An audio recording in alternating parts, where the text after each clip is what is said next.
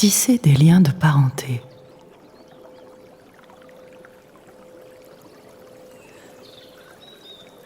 Celle qui parle à toutes ces relations s'émerveillait de la luxuriance des forêts et des vallées verdoyantes de la terre-mère.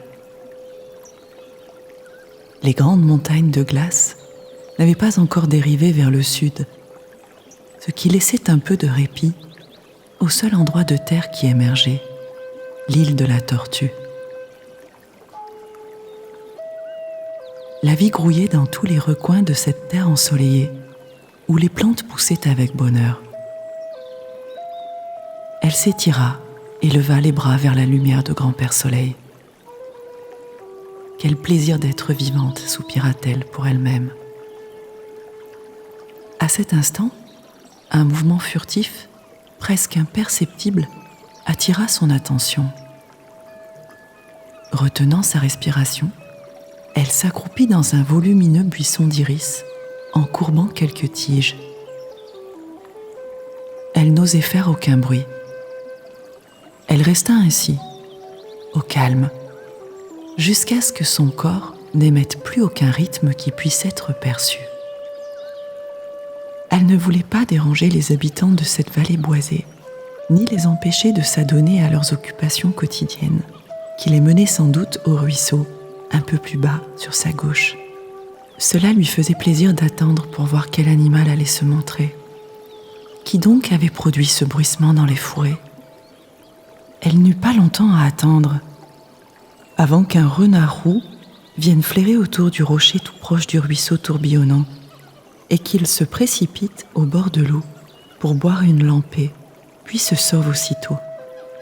Mais ayant décidé qu'il n'y avait aucun danger pour lui, malgré l'étrange odeur que lui apportaient par moments les mouvements de l'air, il retourna en bordure du ruisseau. Tout en buvant à même le courant, le petit être relevait la tête de temps en temps pour scruter les alentours et s'assurer qu'il n'y avait pas lieu de s'inquiéter, car ses sens lui disaient de se méfier. Il fut soudain paralysé de stupeur, en s'apercevant que son regard plongeait dans le plus gentil regard qu'il n'ait jamais vu. Les yeux semblaient appartenir à un humain à deux jambes. « Salut, frère renard !» dit doucement celle qui parle avec toutes ses relations. « Je crois que j'ai réussi à ne pas t'effrayer. » Le renard oublia ses craintes et lui répondit spontanément. « Je pensais que j'étais le seul à être vraiment habile dans l'art du camouflage. Tu aurais dû être un renard et pas un être à deux jambes. Comment as-tu fait ? Oh, pas la peine de me le dire, je le sais déjà, parce que c'est ce que je fais moi. Eh bien, renard, tu vas peut-être être étonné d'entendre que j'ai marché sur la terre pendant de nombreux jours et de nombreuses nuits, afin d'apprendre à connaître tous mes proches, répliqua-t-elle. Il est important pour moi de comprendre la façon de faire de tous mes enfants, parce que je suis la mère de la nature. Je dois connaître les besoins de chacun des animaux qui enseignent, ainsi que les besoins des plantes et des pierres, pour pouvoir servir au mieux ma famille. Le renard la regarda. Il vit qu'elle disait la vérité. Il commença à se demander comment il se faisait que cette belle et généreuse personne à deux jambes ait choisi de lui parler, mais il avait peur de lui poser la question. Il fut ramené à lui par un rire enchanteur, le plus mélodieux qu'il ait jamais entendu, qui résonna dans le vallon. « Oh, renard, dit-elle, tu es un maître dans l'art de te rendre invisible, mais tu as oublié de cacher tes pensées. Ne sais-tu pas que j'ai la connaissance de la vérité enfouie dans les cœurs et les esprits de chaque être vivant ? Tu ne dois pas avoir peur de me demander quoi que ce soit. Le cygne m'a appris à entrer dans la spirale sacrée du rythme pour être en harmonie avec tous mes enfants. Ayant appris la vérité des rythmes, je suis devenue capable de faire que nos pensées et nos cœurs fusionnent, en sorte qu'il n'y ait plus de séparation entre nous. » À cet instant, un mille-pattes apparut, trottinant le long d'un morceau de bois tombé en travers du ruisseau lors de la dernière averse. La multitude de ces pattes qui bougeaient en cadence se mit soudain à s'agiter, comme si elles allaient se chevaucher les unes les autres. il essayait vaillamment de venir jusqu'à celle qui parle à ses proches. Son dos dessina un arc quand il relâcha la cadence pour s'arrêter avec sa queue qui se vrilla comme une feuille d'automne. Il s'arrêta enfin. « Quel bonheur !» s'écria-t-il. « Je crois bien que j'ai entendu ton merveilleux rire, mère. Je ne connais nulle part au monde un son aussi musical. Quelle magnifique surprise !» Le regard du renard allait de celle qui parle à ses proches aux mille pattes. Il se demandait comment ces deux-là pouvaient bien se connaître. Puis il choisit de s'asseoir sur le rocher près du ruisseau et de se chauffer au soleil. La discussion allait sans doute durer et ses pattes étaient devenues froides à force de rester dans l'eau à écouter celle qui parle avec toutes ses relations. Mille pattes, voilà bien des lunes que nous nous sommes parlé. Je dois te remercier de m'avoir appris à trouver le centre de mon corps et à faire de grandes enjambées. Les longues marches jusqu'à la mer et jusqu'aux plaines ont pris de nombreux jours et de nombreuses nuits. Mais mes bras et mes jambes bougeaient en harmonie. C'est merveilleux de sentir que chaque partie de mon corps travaille en relation avec l'autre. Ni toi ni moi n'avons oublié la période où je me débrouillais si mal avec mes bras et mes jambes, trébuchant sur chaque caillou, me faisant agripper par chaque buisson. Le mille-pattes se mit à pouffer de rire. « Eh bien, je suis si heureux de te revoir que j'ai failli rouler le long de cette branche de cotonnier. Moi aussi, j'oublie ma propre médecine quand je suis excitée. Avec mon grand âge, j'ai de nouvelles pattes qui me poussent et je crois qu'il faut que je leur apprenne à fonctionner à l'unisson des anciennes, encore et encore. » Celle qui parle à ses proches sourit. « Je comprends bien ce que tu ressens, plein de pattes. Mettre au point les rythmes et les saisons a demandé du travail aussi. La terre-mère n'arrête pas de changer dans sa façon d'avancer dans la nation du ciel, et les lunes vertes qui voient l'apparition de nouvelles pousses se font de plus en plus courtes, alors que les lunes blanches semblent s'allonger en apportant davantage de neige et de glace. » Le renard intervint pour demander « Est-ce que c'est pour cette raison que tant d'animaux des steppes viennent par ici ?» Le mille-pattes hocha la tête, et celle qui parle avec toutes ses relations acquiesça. « Tu vois, renard, la terre-mère m'a donné la tâche de connaître les besoins de tous les membres de la tribu terrestre. Je peux ainsi l'aider dans sa recherche de la façon juste de traverser la nation du ciel. Finalement, il y aura 4 saisons et 4 vents de changement qui aideront chacun de nous à trouver des rythmes harmonieux. Les 3 lunes blanches nous donneront une période de repos pendant le temps où les êtres de glace couvriront la terre. Puis, les lunes vertes viendront, sur 3 cycles, apporter une vie nouvelle au peuple des plantes. Et les 3 lunes jaunes amèneront la période de maturité et de plénitude. Enfin, les 3 lunes rouges suivront, apportant le temps de la moisson. Et la 13e lune est la lune bleue, celle du moment où tous les enfants de la terre trouvent leur capacité naturelle à changer ou à se transformer. Le mille-pattes soupira et sourit. « Ce sera vraiment bien de voir ça, mère, et nous te remercierons tous pour le travail que tu fais là pour nous. »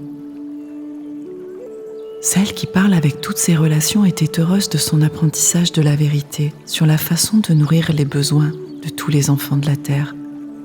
Heureuse aussi d'apprendre à connaître la médecine de chacun. La vie était bonne. Chaque journée apportait de nouveaux enseignements à recevoir, de nouvelles vérités à explorer et de nouveaux rythmes à ajouter à l'ensemble.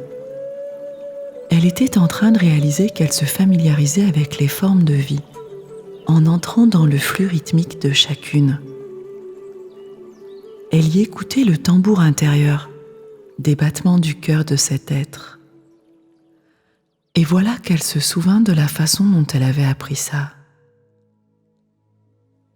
Sous les chauds rayons de lumière orange que Grand-Père Soleil dardait à travers ses paupières closes, elle se laissa dériver jusqu'à ce temps d'il y a bien longtemps. Elle vit le cygne qui nageait sur un lac de haute montagne. Cette journée-là avait été exceptionnellement chaude. Celle qui parle à ses proches avait conversé avec le Jet bleu, qui lui donnait alors son enseignement sur les médecines et talents du peuple qui se tient dressé, le peuple des arbres. Le Jet bleu n'allait pas parler pour eux, parce que les arbres peuvent s'exprimer. Mais celle qui parle à ses proches lui avait demandé de l'accompagner. Sa médecine à elle consistait à utiliser l'intuition pour dire ce qui est vrai, mais, en ce temps-là, elle commençait seulement à utiliser son corps pour ressentir les choses. N'étant pas très sûre de ses nouvelles facultés, elle avait demandé au Jet bleu de l'assister. Pendant des heures, les deux amis s'étaient assis auprès du peuple qui se tient dressé, à écouter quand le chef du vent soufflait doucement à travers les branches des arbres, donnant vie à leur voix. Au cours de cette journée, celle qui parle à ses proches avait tout d'abord fait l'expérience de la frustration humaine. Elle avait été en mesure de comprendre la médecine du tremble, le prophète qui porte en lui la médecine de l'observation. En effet, elle avait vu sur le tronc du tremble les formes semblables à des yeux à chacun des endroits où une branche s'était séparée et était tombée. Elle avait pu ressentir la médecine de la paix intérieure lorsqu'elle s'était assise au pied du pin et avait posé son dos sur son tronc robuste. Elle avait éprouvé la médecine d'équilibre donnée par le cornouiller lorsqu'elle avait vu ses fleurs s'ouvrir, les pétales indiquant les 4 directions du cercle sacré. Mais l'intuition lui faisait défaut dans son écoute et elle ne comprenait pas intimement le langage des proches qui se tiennent dressés. Le Jet bleu fut très gentil avec elle. Il proposa de faire une pause dans l'apprentissage car il voyait bien qu'elle était au bord des larmes à cause de sa frustration. Elle est ô combien humaine et pourtant si inhumaine dans son acharnement à traiter toute chose avec autant de considération, pensa-t-il en lui-même. Je n'ai pas peur de lui parler en vérité, parce que plus que tout au monde, ce qu'elle veut apprendre, c'est ce qui est vrai. Et mon intuition me dit qu'elle doit aussi apprendre à se reposer quand les rythmes de son corps ont été poussés au-delà de ses capacités d'endurance. Cela doit être difficile pour elle de ne plus exister sous forme d'esprit et de devoir se limiter à la perception d'un corps humain. Le Jet bleu emmena celle qui parle à ses proches en bas de la colline, jusqu'au bord du lac. Et il la fit asseoir sur le sable, auprès de la berge. Des touffes d'une douce herbe verte formaient des épaisseurs toutes désignées pour une sieste. Pendant qu'elle s'étendait sur un monticule couvert d'herbe, le Jet bleu lui dit qu'il allait chercher un ami qui se joindrait à eux et qu'elle n'avait qu'à se reposer pendant son absence. Celle qui parle avec toutes ses relations était si préoccupée à ruminer sa déception qu'elle n'entendit même pas le message du Jet bleu. Les pensées continuèrent à tourner dans son esprit. Elle se demandait toujours comment apprendre la langue du peuple de ceux qui se tiennent dressés. Et elle ne remarqua pas le retour du Jet bleu avec son ami le cygne. Sans effort, le cygne avait traversé le lac en glissant sur l'eau. Il se laissait maintenant flotter doucement près de la rive. Il attendait patiemment. Alors, le Jet bleu se mit à criailler un long discours de remontrance pour attirer l'attention de celle qui parle à ses proches. « Dis-moi, cygne, nous pourrions la pousser dans le lac pour lui laver la tête de toutes ses frustrations. Ou bien demander à l'autruche de creuser un trou dans le sable où tous les 3 nous pourrions enterrer sa tête. » piailla-t-il sans provoquer pourtant la moindre réaction chez celle qui parle à ses proches. Le Jet bleu aperçut l'autruche plus bas sur la rive et il l'appela. Pendant qu'elle trottinait vers eux, il continua sa tirade moqueuse. « Ça y est, voilà l'autruche. Elle va te montrer comment enfouir ta tête dans le sable plutôt que dans d'inutiles insatisfactions, lança-t-il suffisamment fort pour que l'autruche l'entende. Celle qui parle à ses proches restait perdue dans ses pensées agitées, cependant que l'autruche s'avançait maintenant d'un pas nonchalant, en haussant les épaules et en se demandant quoi faire de cette jeune femme perturbée. Le cygne continuait d'attendre patiemment, mais le geai bleu et l'autruche étaient bien résolus à capter l'attention de la jeune femme. Avec un petit rire de conspirateur, le geai bleu vint se poser à côté d'elle sur un morceau de bois échoué. « Ça y est, voilà l'autruche. Elle va te montrer comment enfouir ta tête dans le sable plutôt que dans d'inutiles insatisfactions, lança-t-il suffisamment fort pour que l'autruche l'entende. Et l'autruche se pencha pour donner un petit coup de bec sur le nez de celle qui parle à ses proches. Celle-ci poussa un cri, non pas de douleur, car l'autruche y était allée très doucement, mais de surprise, à cause du choc de découvrir soudain, et de si près, 2 yeux, les plus énormes qu'elle ait jamais vus, avec leurs lourdes paupières plissées. Tout le monde éclata de rire, sauf elle, muette de stupéfaction. Le geai bleu en déduisit ouvertement qu'elle était sans doute muselée par ses propres ruminations. Le cygne lui répondit que l'autruche, dont la médecine était comment interagir avec les autres à travers la communication, pouvait lui donner un coup de pouce, sinon un coup d'aile, à présent qu'ils avaient l'attention de celle qui parle à ses proches. Chaque commentaire provoquait de nouveaux éclats de rire, jusqu'à ce que la jeune femme se rende enfin compte du ridicule de la situation et se joigne à eux. Au milieu des vagues de fou rire, l'autruche lui expliqua que lorsque les autres ne communiquent pas clairement ou qu'ils agissent d'une façon qui ne prend pas chacun en compte, elle aussi a tendance à cacher sa tête. S'il arrive qu'une personne se trouve à l'écart d'un groupe, l'autruche va l'imiter quand elle refuse d'entendre les idées des autres, en enterrant sa tête dans le sable, jusqu'à ce que quelqu'un la remarque. En général, la personne s'en rend compte par elle-même lorsqu'elle a sous le nez le postérieur de l'autruche qui pointe en l'air, ce qui lui donne une idée de ce que l'autruche pense. Mais dans le cas présent, l'autruche n'avait pas eu besoin d'enterrer sa tête, parce que celle qui parle à ses proches l'avait déjà ensevelie sous ses propres frustrations.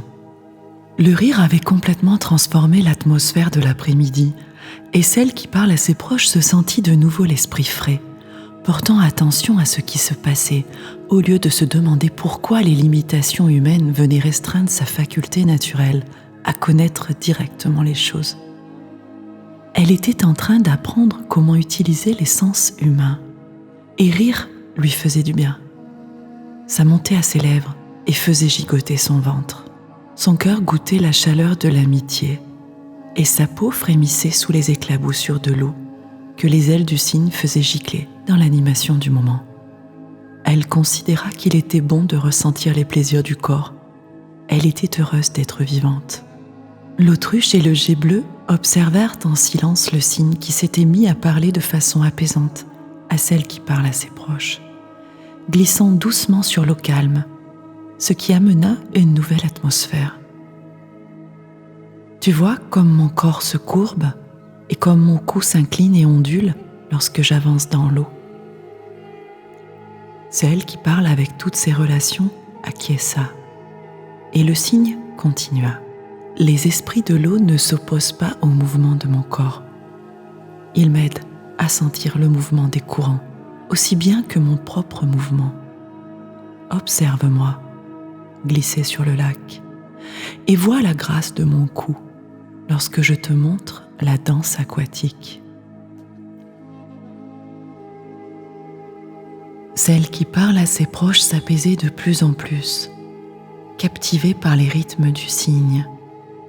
On aurait dit qu'un petit souffle d'air avait amené dans son corps le bercement des vagues qu'offraient les esprits de l'eau. Elle commença à laisser son esprit voguer et rêver, tandis que les mouvements hypnotisants du cygne lui apprenaient à lâcher prise. Quand elle s'éveilla de ce rêve, elle avait compris comment apprendre le langage de chaque chose vivante. Elle pouvait faire davantage qu'observer et ressentir les choses de son propre point de vue. Elle avait appris à s'en remettre à l'espace sacré tout autour d'elle et à s'abandonner à son point de vue sacré. elle avait appris à demander l'autorisation et, lorsque c'était d'accord, à pénétrer dans l'espace sacré d'un autre et à apprendre son langage. Elle était toute excitée en racontant aux cygnes, au jet bleu et à l'autruche l'expérience de son temps de rêve. Dans ce rêve, elle avait volé avec le faucon et appris sa médecine de partir en chasse pour trouver des solutions. Le faucon l'avait emmenée dans les profondeurs de la jungle de l'île de la Tortue, dans la touffeur de ce royaume vert à la végétation luxuriante. En ce lieu, la terre-mère renvoyait en miroir la moiteur des confusions et frustrations humaines. Ensemble, ils avaient volé dans le rêve, à travers ce brouillard de la confusion, jusqu'à ce qu'ils puissent voir les choses clairement.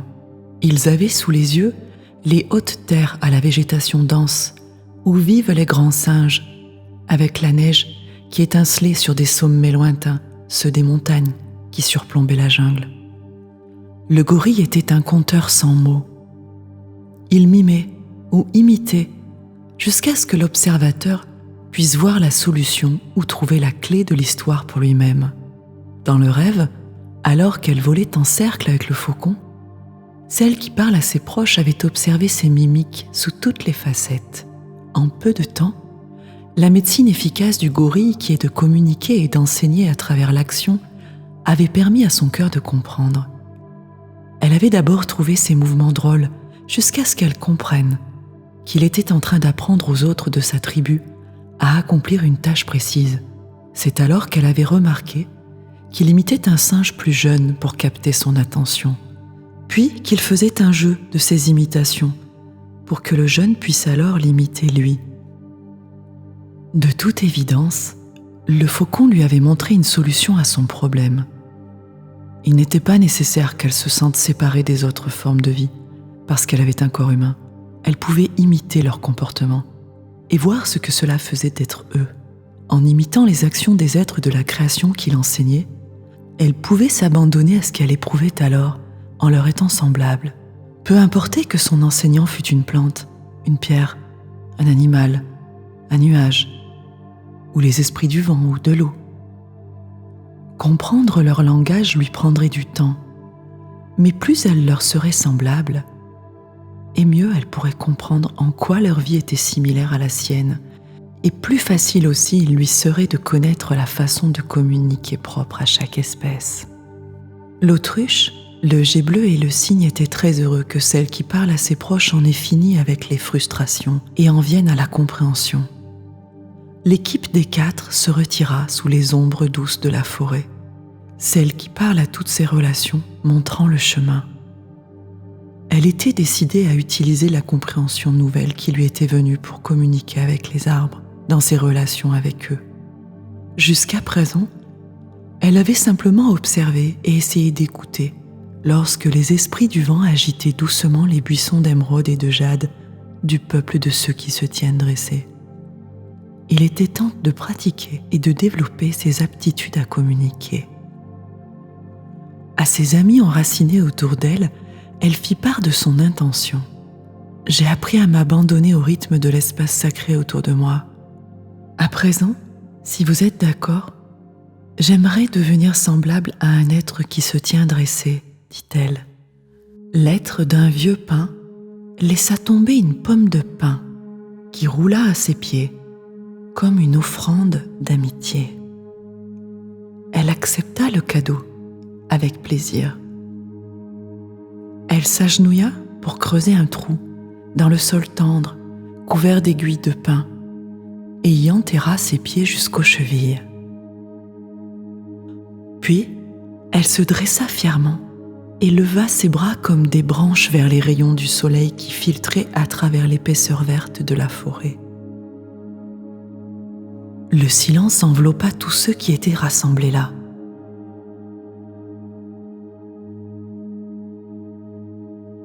Notre langage est d'entendre par le cœur, pas avec les oreilles. Nous parlons de tout ce que nous voyons dans un lieu, car nous sommes les observateurs silencieux de la terre. Nos racines plongent profondément dans le puits d'amour du sol de la terre-mère, et nos branches s'élèvent plus haut chaque jour pour chercher la lumière du grand Père Soleil. Nous sommes le vivant équilibre entre la terre-mère et le ciel-père, entre féminin et masculin, entre recevoir et donner. De toutes les formes de vie, nous sommes les plus proches de la constitution des êtres humains, parce que nous leur montrons comment honorer l'équilibre entre le ciel et la terre à l'intérieur d'eux-mêmes. Nous leur montrons, à travers l'exemple, comment être des observateurs silencieux de la vie, comment se tenir grand et comment donner et recevoir. Rien n'agitait la forêt, aucun souffle de vent ne faisait frémir les branches du peuple des arbres, et pourtant, celle qui parle à ses proches entendit la voix du vieux séquoia. Il lui montra qu'avec ses bras ouverts au-dessus d'elle, son corps créait 2 cercles. Ces cercles formaient la figure d'un 8. Le cercle du haut rencontrait le cercle du bas dans son cœur. Celui du haut embrassait la nation du ciel et celui du bas la connectait au centre de la terre-mère. C'était comme si elle se tenait au sommet d'un cercle et tenait l'autre cercle au-dessus d'elle, son corps réalisant la connexion ou le croisement des deux.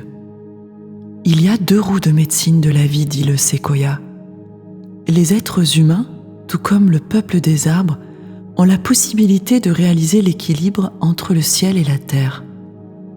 Quand les êtres à 2 jambes arrivent au meilleur de leur potentiel, la roue du ciel leur apporte les messages du monde de l'esprit à travers leur cœur humain. La roue de la terre permet aux plantes, aux pierres, aux animaux et aux éléments de la nature d'être les enseignants de la terre-mère et les interprètes de ces messages spirituels. Les êtres humains sentent et comprennent les messages que le grand mystère leur envoie en observant les actions de ces enseignants qui en sont la contrepartie planétaire.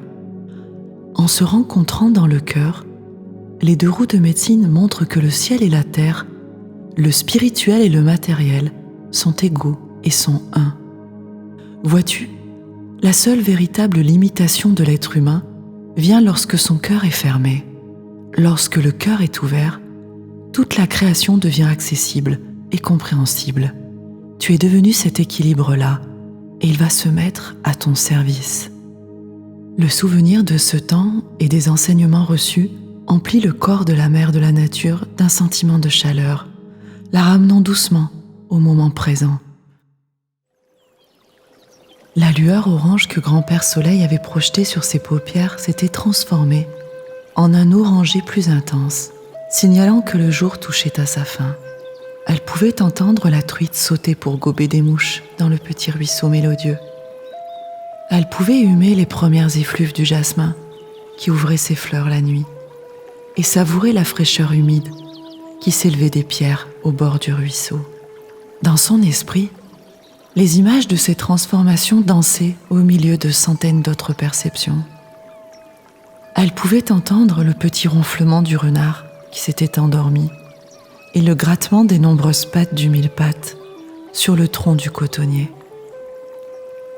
Oui, pensa-t-elle, j'ai vraiment appris. La vérité me parle maintenant de 1000 façons, à travers tous les sens de mon corps, mon cœur, mes pensées et mon esprit. Je peux ressentir les rythmes des pas des animaux sur le sol quand ils approchent de l'eau pour boire à la tombée du jour. Je peux sentir la lumière des étoiles avant même qu'elles viennent trouer le manteau pourpre de la fin de soirée. La vie m'envoie des flots de sensations au plus profond de mon ventre, avec chaque changement de rythme autour de moi, et je ressens ces changements à l'intérieur de moi, car je suis une extension de tout ça. Gardant les yeux clos, celle qui parle à ses proches toucha doucement et paisiblement un être de pierre qu'elle avait attaché autour de son cou par un lien. La pierre était naturellement trouée grâce à l'érosion de l'eau qui avait coulé sur elle pendant de nombreux jours et nuits. Le nom de cet être de pierre était Onéo, ou chanson. Cette pierre de médecine était spéciale. Elle n'arrêtait pas de chanter. pour lui rappeler tout ce que son cœur avait éprouvé et tout ce dont elle avait fait l'expérience, la ramenant à l'histoire qu'elle était en train de créer avec sa propre vie. Le trou naturel dans le corps d'Onéo était le signe que cette pierre était une pierre de protection. Étant donné que ce trou avait été fait par l'eau, la pierre aidait celle qui parle à ses proches à rester en contact avec ses sentiments et à être consciente d'un éventuel danger. Dans le corps de celle qui parle à ses proches, il y avait les mêmes minerais que ceux qui constituaient les pierres. Onéo l'aidait à rester en harmonie avec le battement de cœur de la terre-mère. Le peuple des pierres qui porte la mémoire de l'histoire de la Terre lui fut d'un grand secours lorsqu'elle apprit leur langage. Dans ses explorations, elle en était arrivée à comprendre les aspects des pierres de la même façon que le langage des arbres. Grâce au peuple des pierres, elle put savoir que toutes les forces de la nature ont des cycles et que ces cycles participent à la croissance générale. Elle avait acquis la faculté de revoir l'histoire de tout ce qui s'était passé sur Terre, et l'évolution naturelle de chaque chose lui était montrée, telle que les pierres en avaient gardé la mémoire. Leurs cousins de la mer, les coquillages, lui avaient enseigné à écouter le rythme des marées et des cycles de son propre corps. Le peuple des nuages lui avait montré les visages et les formes de toutes les choses dans la nature. Lorsque l'un des enfants de la terre était en danger, le visage de celui qui appelait à l'aide se formait dans les nuages. Devant elle, les chefs de clans de l'air, de la terre, de l'eau et du feu s'étaient mélangés, puis séparés, pour lui montrer les forces créatrices à l'œuvre dans la nature. Avec ce système de connaissances fermement ancré dans son cœur, celle qui parle à ses proches fut capable de commander au temps qu'il apporte des pluies bienfaisantes ou qu'il fasse jaillir des flots de lave pour maintenir l'équilibre nécessaire sur la planète. Apprendre la vérité est une aventure sans fin, ainsi qu'une source constante de satisfaction, songea-t-elle. C'est une bénédiction pour moi d'avoir cette soif d'apprendre, la joie de découvrir et le désir de servir ma parenté. J'ai appris le langage de chacun de ceux qui constituent la tribu terrestre. Chaque jour, je découvre une façon de prendre soin et d'avoir de la compassion qui me permet d'apprendre davantage. La vie crée toujours plus de vie, et c'est pourquoi je vais continuer à célébrer les leçons que j'ai apprises pour pouvoir les partager avec tous mes enfants et pour toujours. Celle qui parle à ses proches vit que doucement le jour venait de passer le calumet à la nuit. Le bol de médecine étoilée du ciel de la nuit montrait un quartier de lune, et les bêtes nocturnes commençaient à fureter. Le mille-pattes et le renard avaient finalement attendu que celle qui parle à ses proches sorte de son profond silence. Il n'avait pas bougé d'un poil. La lumière bleue argentée de grand-mère lune jouait sur les crêtes qui ondulaient à la surface de l'eau, dans le berceau de la petite crique, et les esprits de l'eau murmuraient au passage leurs chansons du soir. Quand celle qui parle avec toutes ses relations s'adressa à ses amis, elle murmura « Ça me fait plaisir que vous m'ayez attendu, les enfants. Pendant mon silence, je me suis souvenu de tant de choses que j'avais apprises à propos des vérités présentes dans chacune des existences qui font partie de la création. Et je me suis rappelé que je peux apprendre bien davantage encore dans notre monde en perpétuelle évolution. » Le mille-pattes fit une boule de son petit corps et roula le long de la branche jusqu'à celle qui parle à ses proches. « Mère, peut-être ta sagesse grandissante est-elle semblable à mes pattes qui se multiplient ? Peut-être qu'il me pousse de nouvelles pattes parce que je deviens plus âgée et plus sage. Je suppose que chacun de nos proches a une façon bien à lui de mesurer le chemin qu'il accomplit dans sa vie sur la bonne route rouge. » Celle qui parle à toutes ses relations répliqua « Oui, mille-pattes, nous avons tous notre façon unique d'acquérir de la sagesse, mais notre façon de partager notre langage et notre compréhension des choses est la clé de notre croissance commune en une famille planétaire. » Le renard se mit à rire et fit bouger ses moustaches avant d'intervenir. « Voilà une clé que je comprends, mère. Le renard est le protecteur de la famille planétaire, parce que personne ne peut apprendre les médecines et les langages de la nature s'il ne peut voir ce qu'il a juste sous les yeux. Toute la sagesse reste camouflée, comme moi, tant que les gens croient dans le monde invisible, qui ne devient visible que lorsqu'ils ouvrent leur cœur à la compréhension et à l'apprentissage de la vérité. La mère de clan du premier cycle lunaire sourit. Être la mère de la nature signifiait qu'elle pourrait suivre tout ce qui lui viendrait naturellement. À cet instant, son cœur était si plein d'amour qu'il était naturel qu'il déborde pour se répandre sur le monde et qu'elle fasse savoir aux enfants de la terre qu'ils n'étaient pas oubliés et que leurs besoins seraient satisfaits. Celle qui parle avec toutes ses relations avait appris la vérité concernant le fait d'être dans un corps humain. C'était au tour de ces enfants humains de le découvrir pour eux-mêmes. Chaque fois qu'un individu à deux jambes ouvrirait son cœur ou apprendrait ce qui est vrai au sein de la famille planétaire, elle serait là pour l'enseigner. Quand ceux de la tribu humaine ouvriraient leur cœur avec respect à toute chose vivante, elle serait là pour veiller à ce qu'ils prennent soin d'eux-mêmes en se respectant et qu'ils se considèrent les uns les autres avec bienveillance. Et lorsque les cycles des saisons apporteraient des souffrances à la race humaine, elle serait l'onguent guérisseur, présent dans le monde de la nature autour d'eux, le monde intangible de l'esprit qui réside dans le monde tangible attend d'être découvert. Ces enfants humains seront les derniers à réaliser ces vérités. Elle fut réjouie de savoir que l'arrogance humaine fondrait un jour jusqu'à disparaître. Ce jour-là se lèverait lorsque les cycles et les saisons apporteraient des êtres désireux d'abandonner les souffrances et de revenir à leur cœur comme à leur véritable maison.